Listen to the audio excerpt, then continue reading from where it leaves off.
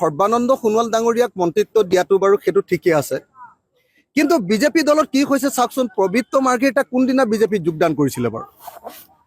পবিত্ৰ মাৰ্ঘেৰিটাক নতুন বিজেপি এজনক বেলেগ দলৰ পৰা অহা, বেলেগ ঠাইৰ পৰা অহা এজন নতুন মানুহ 14 চনত মানে বিজেপি শাসনলৈ অহাৰ পাছত 15-16 চনত জইন কৰা এজন মানুহক এতিয়া ৰাজ্যিক মন্ত্ৰী পদবী দিছে।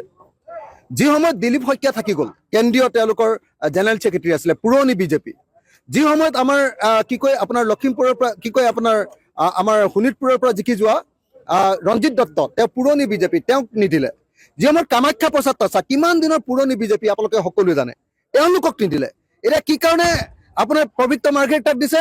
পবিত্ৰ মাৰ্ঘেৰিটাক দিছে আহোম মানুহক আমাক মন ভুলাবৰ কাৰণে। কিন্তু কি দিছে, কোনজন মানুহক দিলে? তো পবিত্ৰ মাৰ্ঘেৰিটা আমাৰ আহোমৰ প্ৰতিনিধি নহয়। যিজন মানুহে নিজৰ গগৈ উপাধিটো লিখিবলৈ লাজ কৰে, আহোমৰ উপাধিটো লিখিবলৈ লাজ কৰে, নিজৰ উপাধিটো লিখিবলৈ লাজ কৰি মাৰ্ঘেৰিটা উপাধি লিখে নিজৰ নামটো লুকুৱাবৰ কাৰণে, সেই মানুহজনক আমি কেতিয়াও আহোমৰ প্ৰতিনিধি বুলি নামানোৱে। গতিকে অকল এটা ৰাজ্যিক মন্ত্ৰীৰ পদবী দি আহোমক টুপ দিয়াটো কেতিয়াও সম্ভৱপৰ নহয়। হিমন্ত বিশ্ব শৰ্মাই কৈ আছে যে আমি লাচিত বৰফুকনৰ প্ৰতিমূৰ্তি বনাই আহোমৰ সকলো ভোটবিলাক লৈ লওঁ। আৰে লাচিত বৰফুকন কোন আছিলে? লাচিত বৰফুকন পৃথিৱীৰ ভিতৰতে আটাইতকৈ ডাঙৰ বীৰবিলাকৰ ভিতৰতে এজন।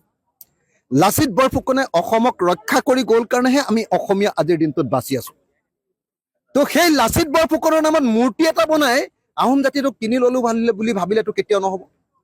যদি সঁচাকৈ আহোম মানুহক ভাল পায় তেতিয়াহ'লে আমাক 6 জনগোষ্ঠীৰ জনজাতিকৰণ কৰক, আহোমসকলৰ জনজাতিকৰণ কৰক, কোচ ৰাজবংশীসকলৰ জনজাতিকৰণ কৰক, চুতীয়াসকলৰ জনজাতিকৰণ কৰক, মৰাণসকলৰ জনজাতিকৰণ কৰক, মটকসকলৰ জনজাতিকৰণ কৰক, আদিবাসী চাহ জনগোষ্ঠীৰ জনজাতিকৰণ কৰক। তেতিয়াহে আমি বুজি পাম যে আহোমসকলক 6 জনগোষ্ঠীক ভাল পায়।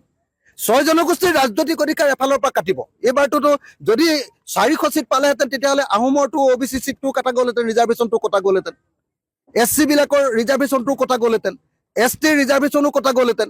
গতিকে যি চৰকাৰে আমাৰ জনগোষ্ঠীবিলাকৰ বিৰুদ্ধে কাম কৰে, সেই চৰকাৰে আহোমৰ ভোট পাবৰ কাৰণে, আহোমক তেল দিবৰ কাৰণে, তোষামোদ কৰিবৰ কাৰণে, আহোমৰ উপাধি লিখিবৰ কাৰণে সাহস নকৰা, আহোমৰ উপাধিটো লুকুৱাবলৈ চেষ্টা কৰা পবিত্ৰ মাৰ্ঘেৰিটা নামৰ মানুহজনক ৰাজ্যিক মন্ত্ৰীৰ পদ এটা দিলে আহোমৰ মন কেতিয়াও জয় কৰিব নোৱাৰে।